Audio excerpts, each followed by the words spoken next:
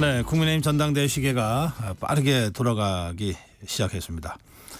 예, 이번 주에 아마도 이 당대표 후보들 또 최고위원 후보들의 출마 선언이 이제 이어지지 않을까 다들 그렇게 지금 기다리고 있는 상황입니다. 네, 국민의힘 이철규 의원 모시겠습니다. 의원님 어서 오세요. 네, 오랜만입니다. 예. 저 지역구가 강원도 어디시죠? 동해시, 또 태백시, 삼척시, 세계시하고요, 또 정선군까지 4개 시군입니다. 아, 그렇습니까? 네, 서울에 한 8배 가까이 되죠.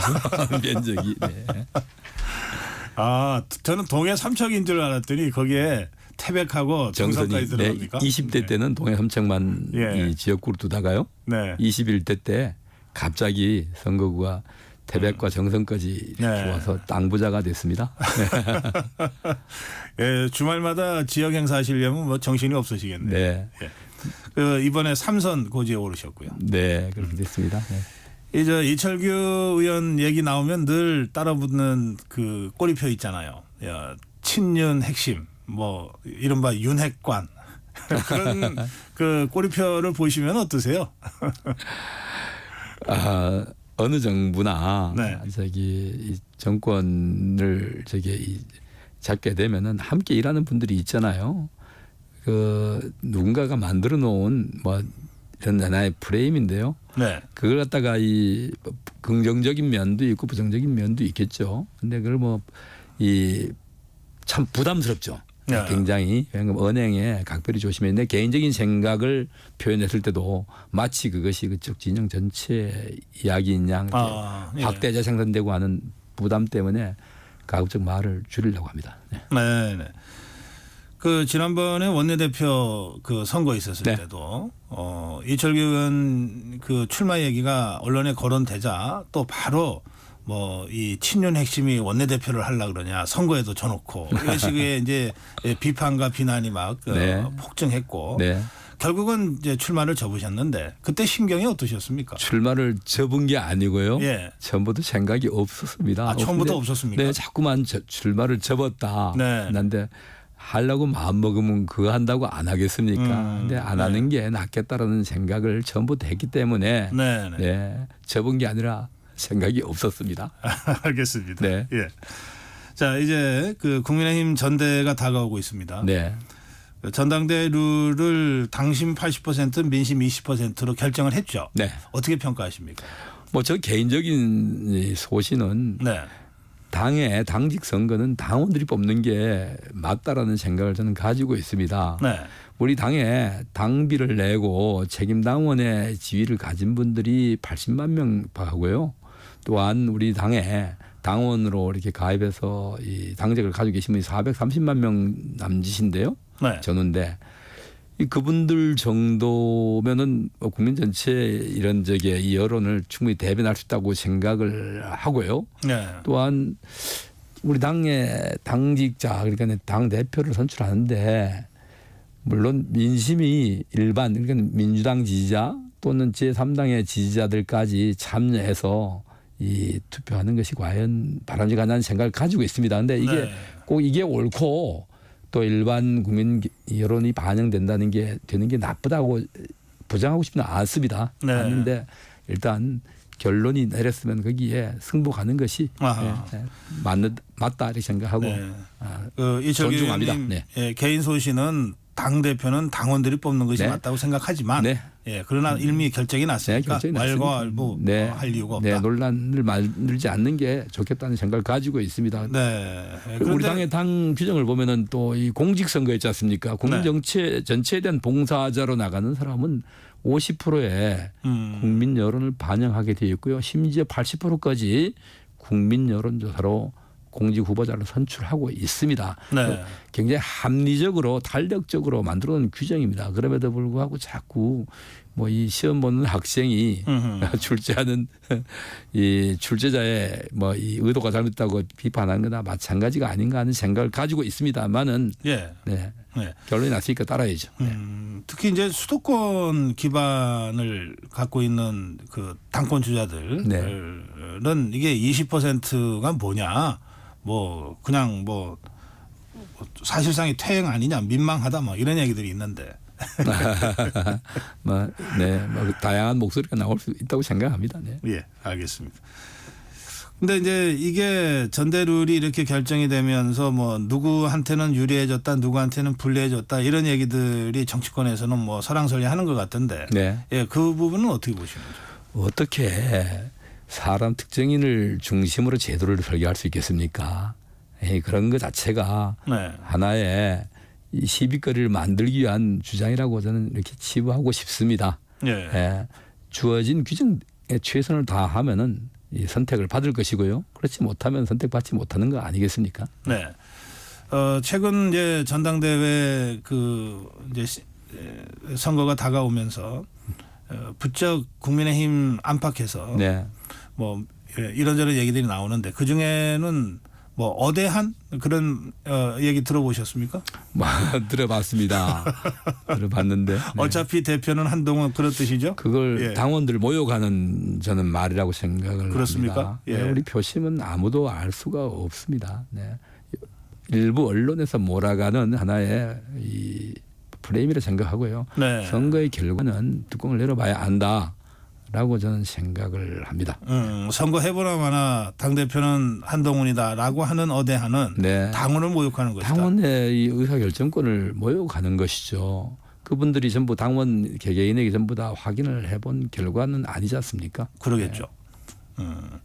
일부 언론이 이렇게 프레임을 만들어서 몰아가는 것 같다라고 말씀하시는데 일부 언론이 어떤 의도로 그런 걸 한다고 보십니까? 그러면? 모르겠습니다. 그것까지 모르겠는데 저기 우리 당원들의 이 시각과 예. 또 일반 국민들의 시각이 다를 수 있죠. 네. 저는 그렇게 보고 있고요. 네. 최근에 흐름도 좀 변화가 있는 것 같고 하니까 네. 그래야지 또 우리 당원들도 열심히 또 당직 선거에 참여해서 네. 이 표심을 드러낼 거 아닙니까? 어차피 결정됐다 하면 뭐 참여할 의미가 별로 없는 거 아니겠습니까? 네. 예. 그거는 우리 당의 미래를 위해서도 바람직하지 않는 주장이고 현상이다 이렇게 네. 생각합니다. 어차피 이제 이런저런 여론조사 회사에서 발표하는 여론조사 지지율 가지고 이제 이런저런 얘기들이 나오는 것 같은데 네. 최근에 뭐 좀 변화가 있다고 조금 전에 말씀하셨습니까? 아니 저기 뭐 우리 대개 네. 우리 당 지지자들 예. 당원들이 뭐 많이 접하는 이 정보를 취득하는 이런 여러 가지 채널이 있지 않습니까? 네. 물론 뭐 신문도 있고 방송도 있고 또 네. 유튜브도 있는데요. 뭐 최근에 한 3, 4일 전에 네. 특정 언론사에서 보도했다가 갑자기 그냥 내려버린 덮어버린 보도 네. 이런 것들이 굉장히 영향을 많이 미치고 있다고 며칠 사이에 느꼈습니다. 또 그리고 더 나가서 우리 갤럽이 이렇게 이 지난 2월과 우리 6월 네. 둘째 주에 이렇게 이 여론조사를 해서 발표해 놓은 우리 뭐 좀 전에 말씀하신 어대한이라고 네. 하는 이런 현상에 대해서 보면은 보수 지지층의 이런 우리 한동훈 전 비대위원장에 대한 지지율이 거의 한 40% 이상 이 다운돼 있지 않습니까? 예. 또 우리 당 지지자들의 지지도도 많이 내려갔습니다. 네. 63%인가에서 43%인가 한 20% 이상 내려갔는데요. 이 조사 역시도 특정 언론사에 이런 보도 이전에 조사한 겁니다. 그 이후에는 또 다른 흐름이 있을 거라고 보이고요. 네. 그래서 아마 흥미가 점점 더 높아지지 않겠느냐 생각을 해봅니다. 알겠습니다. 지금 언급하신 여론조사는 지난주 발표됐던 갤럽 조사인데요. 네. 이거는 여론조사 심의위원회 네. 홈페이지에서 네. 직접 네. 그 전체를 확인하실 수가 있을 겁니다. 그런데 이제 보통 여론조사에서 이제 지지율 발표를 하면 네. 전체 국민 상대 지지율이 나오잖아요. 네. 그런데 실제로는 그 전체 국민 지지율과 별도로 네. 그 국민의힘 지지자들의 지지율 네. 또 국민의힘 당원들에서의 지지율은 따로 또 동시 조사가 되잖아요. 네. 근데 이게 그 전체 국민 조사가 이제 메인이기 때문에 네. 그 뒤에 잘 이제 발표가 안 되는데 분석이 잘 안 되는데 네. 지금 그 대목을 지금 말씀하신 것 같습니다. 네. 그리고 또 당원들은 또 네. 다릅니다. 당 지지자 우리 당에 네. 지지하시는 분들과 당원들의 또 이 아마 저기 관심이 조금 더 다르죠. 네. 그래서 하여튼 누가 특정인이 다 대세를 장악해야 됐다라고 하는 것은 이렇게 이 보도되는 것은 바람직하지 않다. 그다음에 또 예. 당사자 후보 당사자를 위해서도 바람직하지 네. 않고요. 그러면 이른바 한동훈 대세로는 없다 이렇게 지금 뭐 말씀하시는 없다라기 아니라 그렇게 이 뭐 희망하는 분들도 많이 있으신 것 같고요. 네. 한데 불과 한두 달 전 네. 또 2월하고는 많이 다르다라는 말씀을 드리는 겁니다. 또 예. 특히 며칠 사이에 저도 지역에 가면 민심에 굉장히 민감하지 않습니까? 네네. 한 3, 4일 사이 언론 보도 이후에 많은 분들의 우려 또 이런 것도 아하. 읽을 수 있었습니다. 이게 아마 바닥 민심이지 않느냐 하는 생각을 네. 가져보았습니다. 예. 지금 이제 여러 번 언급하셨는데 그 어떤 언론에서의 네. 그 보도 네. 그게 이제 며칠 만에 이제 그 보도가 내려졌다고 그러셨는데 곧바로 내려진 것 같은 하루 사이에 네. 아마 그게 내려진 어떤 것 내용의 보도였습니까? 우리 당에 당원들이 받아들이기 어려운 분들, 공감하기 어려운 분들이 특정 네. 후보의 주변을 에워싸고 있다. 우리 사람의 의사결정과 행동을 볼 때 예측할 때 네네. 그 주변에 어떤 사람들이 있느냐, 어떤 사람들의 이 영향을 받느냐라는 게 굉장히 중요합니다. 네. 그런 면에서 볼 때 우리 전통적 우리 당 지지자들이 볼 때 우리와 함께 가치를 공유하는 사람이 아니더라고 하는 사람들이 주변을 저기 우리 한동훈 비대위원장 전 비대위원장 주변을 에워싸고 영향을 미친다라는 생각을 갖게 되니까 우려하시는 거죠. 네. 네. 그런 기사가 나왔다가 바로 이렇게 내려졌다는 거는 왜 그럴까요? 뭐 그것은 제가 물어보지 않았기 때문에 모르겠습니다. 알겠습니다. 자, 그런가 하면 또 지금 한편에서는 이 지금의 전국 상황을 이끌어가는 여당 대표가 원외, 그러니까 네. 국회의원이 아닌 경우에 여러 가지 어려움이 있지 않겠느냐라고 하는 네. 원외 대표 불가론도 제기가 되고 있는 것 같은데 그 점은 이제 현역 의원이시니까 어떻게 생각하시는지요? 뭐 제가 현역인데 네. 현역 아닌 사람이 안 된다 이렇게 이런 말씀드리기는 뭐한데요. 그렇긴 합니다. 예. 다만 이 당의 예. 지도자는 그릇이 크고 포용력이 뛰어나야 된다. 네. 또 온갖 이 상충되는 이런 저기 이해 이런 것들을 잘 이 통합하고 이걸 조율할 수 있는 능력이 있는 분이 하셔야 되지 않느냐라는 얘기는 일반론적인 얘기죠. 그렇게 네. 말씀을 드리겠습니다. 원내기 때문에 되고 원내기 때문에 안 된다라고 딱 잘라서 말씀드리고 싶지는 않습니다. 다만 그 누가 되든 간에 그 당 대표가 되는 분은 당원 모두의 이 중지를 잘 모으고 이걸 우리는 여당이지 않습니까? 이 또 정부와 잘 이 협업을 해가면서 네. 이 정책으로 성공시켜 나가는 이런 능력이 있는 분이 책임자가 아닌가 생각이 됩니다. 그 제일 마지막에 말씀하신 그 부분이 늘 이제 그 관심인데요. 네. 이를테면 윤석열 대통령과 한동훈 전 비대위원장 사이가 갈등 관계다 아니다 가장 핵심적인 그 친윤이다 뭐 여러 가지 얘기들이 있는데 네. 의원님은 그거 어떻게 생각하시는지요? 사실상 우리 우리 당에 어차피 이제 당 대표 나오실라 하는 분이니까요. 네. 우리 당에서 우리 윤석열 대통령과 제일 가까우신 분이 맞죠. 네. 제일 오랫동안 함께 해왔고요. 네. 또 그다음에 제일로 큰 수혜를 받으신 분이 맞고요. 지난번에 다른 언론에서 말씀드렸습니다마는 사실 이 검찰의 중간 간부에 불과한 사람을 발탁을 해서 법무부 장관 또 법무부 장관 전권을 주다시피 했고요.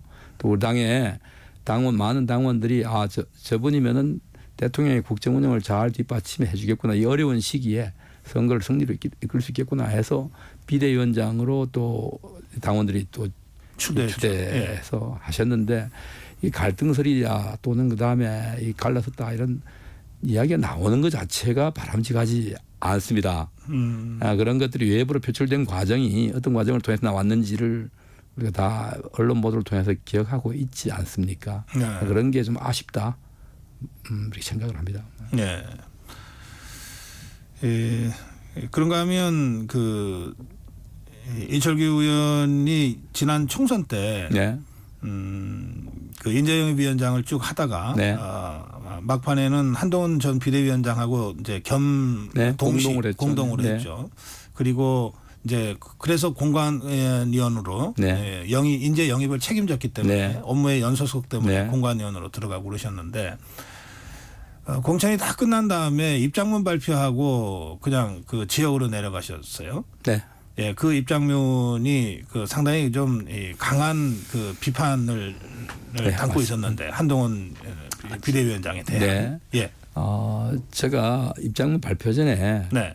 이 좀 아쉬움, 비례대표 후보 선정에 대한 아쉬움을 좀 표현한 게 있습니다. 아주 완곡한 표현이었습니다. 네. 그리고 이 뭐랄까 이런 당직자 또한 우리가 당규에 있는 열세 지역, 네. 취약 지역의 이런 이 의무 배정, 이건 뭔가 하면은 그 지역을 기반으로 두고 있는 정치인을 배려하는 겁니다. 네. 네.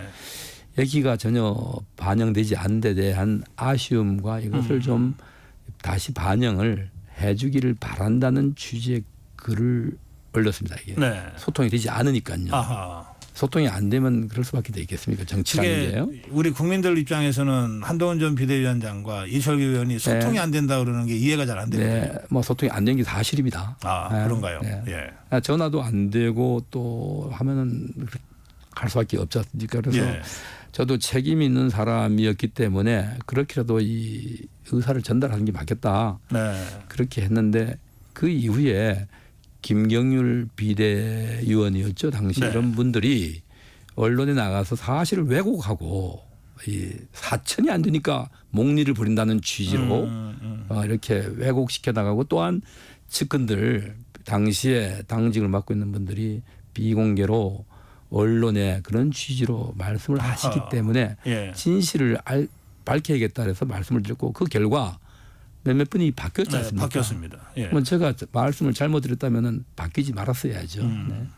이렇게 알겠습니다. 대답을 드리겠습니다. 그게 이제 한동훈 전 비대위원장에 대한 공개적인 그 문제 제기 아니었습니까? 네, 그 그렇습니다. 이후에 한동훈 전 비대위원장과 뭐 소통이 좀 있었습니까? 뭐 그런 거는 제가 선거 끝나고 전화를 한번 주셔서 통화를 한 적이 있습니다. 네. 네, 그 정도로 말씀드리겠습니다. 알겠습니다. 네. 자, 이제 그 좀 현안에 대한 말씀도 시간이 많이 갔네요. 그 7개 상임위원회 상임위원장 자리를 지금 더불어민주당이 남겨놨잖아요. 이거 어떻게 해야 아니, 됩니까? 남겨놓은 겁니까? 그게 예. 세상에 우리 헌정사에 이런 일이 있을 수 있습니까? 네.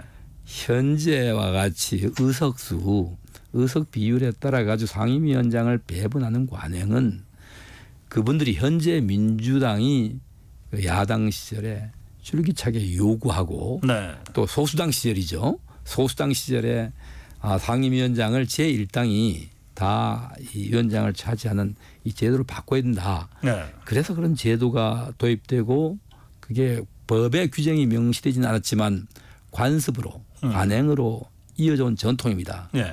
이게 의회의 민주적 하나의 이 관행이었는데요. 네. 이걸 지난 21대 국회 들어오면서 민주당이 이미 파괴를 한번 했습니다. 했다가 1년 만에 결국은 또 다시 되돌려 나왔습니다. 네. 지금 그렇다면 그게 맞다는 거 아니겠습니까?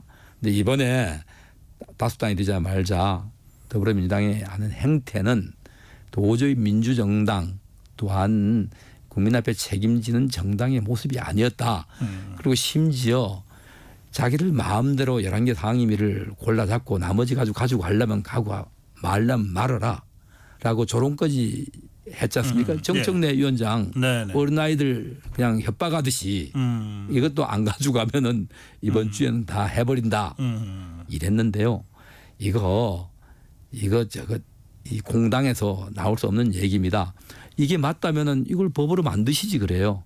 더불어민주당이 제1당이 다수당이 마음대로 골라잡고 나머지 줘도 된다라고 국회법에다 명시하자 하면은 굳이 반대하지 않고 하면 될 거 아닙니까? 그래서 이거 완전 폭거입니다. 폭거고 국민들이 어떻게 보실지 좀 염치가 있어야 된다고 생각을 하고요. 네. 적어도 합리적인 대안을 내놔야 됩니다.